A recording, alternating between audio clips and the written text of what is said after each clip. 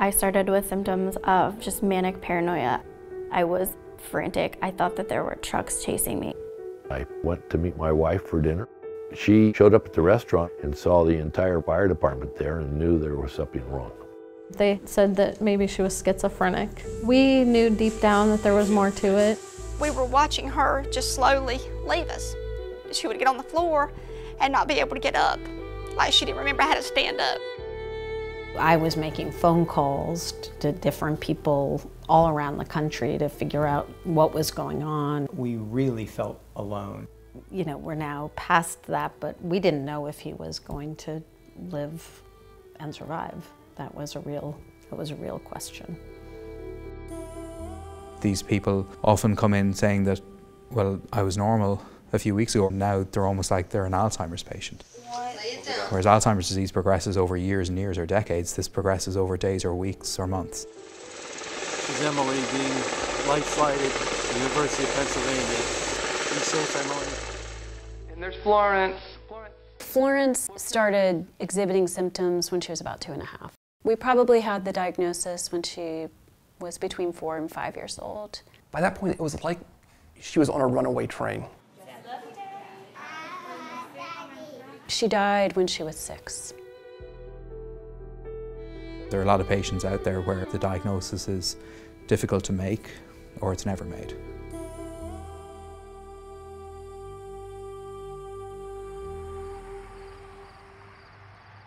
Autoimmune encephalitis is a disorder where the immune system attacks the brain and results in neurological dysfunction. It can affect both men and women, from babies all the way up to the elderly. The signs and symptoms we see really vary depending on which part of the brain is being affected and which part of the immune system is really causing the inflammation.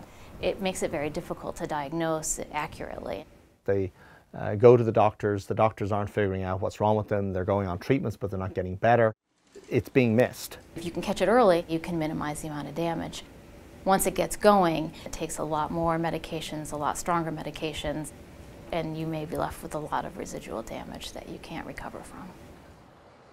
Our own experience was that it took a painfully long time for doctors to arrive at this diagnosis after ruling out many, many, many other things. We felt extremely isolated because we couldn't find anyone who really understood what we were going through.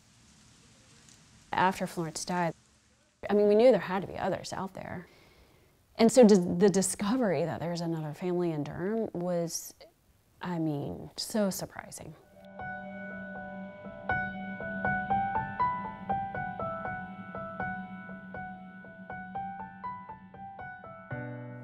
When we went to dinner with the Eggers, I had this idea, maybe we could start a little fund at Duke and they could do a little bit of research. And immediately Helen was like, no, that's not big enough.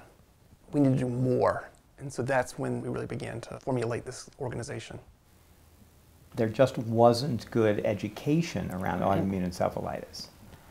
And you know, we benefited from the fact that Susanna Cahalan came out with her magnificent book. My next guest lived in a true nightmare. She's written a book called Brain on Fire. Welcome, Susanna Cahalan. What's amazing about this disease is that if you catch this and you treat it, 80% recover. 80% recover. We decided to come together as two families. With Susanna, she was absolutely fundamental in the start of the AE Alliance. Our core mission was to help other families not feel so alone and to be able to advocate for care. Our second goal was to be able to maybe contribute to the science. We do an annual race that raises awareness called Florence 4th. We have the family luncheon every year. Patient support groups are springing up around the country. We have brought clinicians together to discuss research agendas. And we organized the first International Autoimmune Encephalitis Symposium. We are just thrilled to have this much brain power in one room. We really did not want our daughter's life to be lost without a purpose. And it led us to this place where we are today, having all of you here. So thank you. And that was really amazing. I mean, we were just this new organization, and we reached out to the top researchers from Mayo, in Canada, in Australia, in Germany, and the UK. And the UK, everybody came.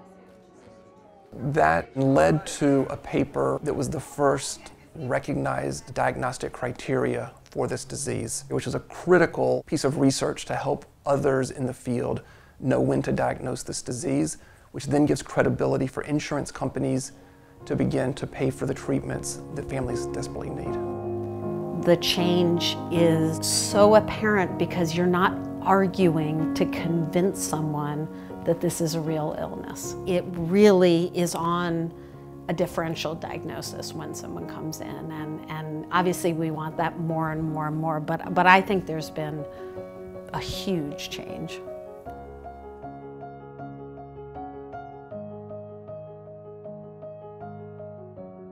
When we had our first meeting, I said that we must include in our goals finding a cure. Right.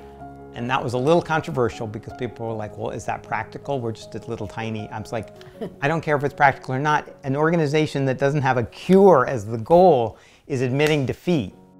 That seemed completely outrageous and audacious 11 years ago. The speed of research and development is just spectacular. That your wildest, most optimistic visioning might turn out to be perfectly reasonable. We've gotten people the information they need at a quicker time frame than if we weren't out there, and I really believe that we've saved lives, and that's what I'm really